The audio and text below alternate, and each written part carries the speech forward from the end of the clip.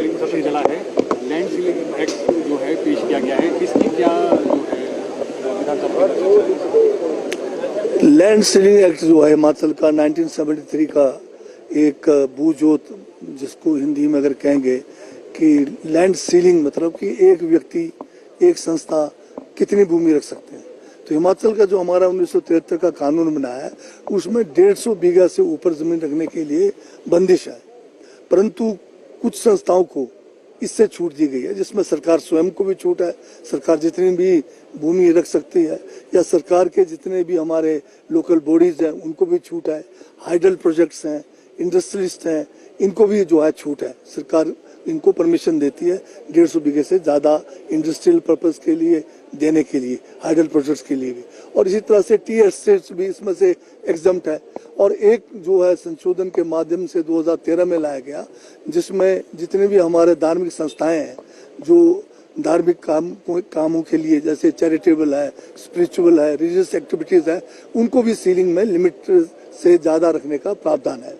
अब ये जो संशोधन हमने लाया है इसमें हमने ये किया है कि जो धार्मिक संस्थान है उनको 150 बीघा तक, केवल 150 बीघा तक जो उनके पास सीलिंग से ज़्यादा जमीन है उसमें केवल 150 बीघे तक जमीन आगे जो है फर्दर ट्रांसफर करने का प्रावधान है।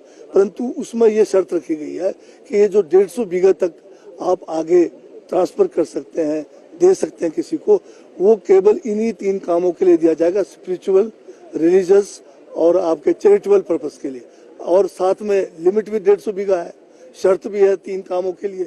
अगर इससे बाहर अगर आप करते हैं तो ये जमीन वापस फिर सरकार को वेस्ट होगा।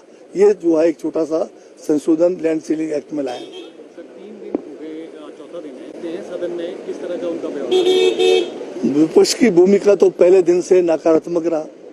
इन्होंने 18 तारीख को जो है एक रैली का आयोजन किया था। इनकी मंशा थी कि जो है सदन के अंदर 11 बजे आएंगे और नियम 67 के तहत एक प्रस्ताव लाएंगे कि सारा काम रुको और भ्रष्टाचार का मुद्दे के ऊपर जो है बहस करो। और इनको उम्मीद थी कि नियम 67 के तहत जो है उनको ये स्वीकार नहीं किया जाएगा सरकार की तरफ से, और ये जो है वॉकआउट करेंगे नारे लगाते हुए।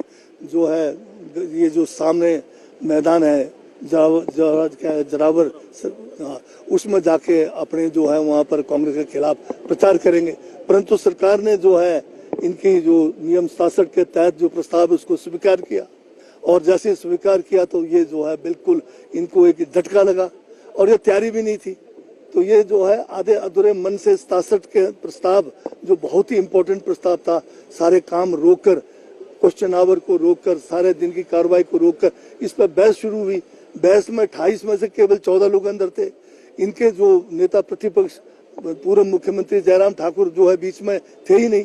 तो उससे लगता था कि ये जो है इसके 67 जो के तहत जो प्रस्ताव लाए थे उसके प्रति ये लोग जो है गंभीर नहीं थे। और जब मुद्दे उठाए गए तो मुद्दों में कोई जान ही नहीं था, सारे के सारे मुद्दे तो इनके खिलाफ पड़े।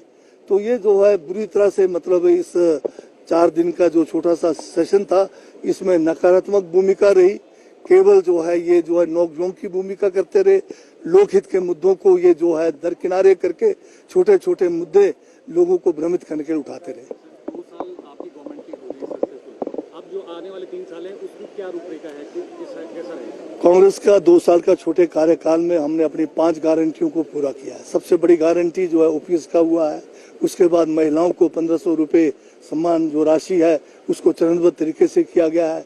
रिकॉर्ड समय में 30,000 सरकारी नौकरियों में युवाओं को रोजगार देने का कार्यक्रम शुरू हुआ है।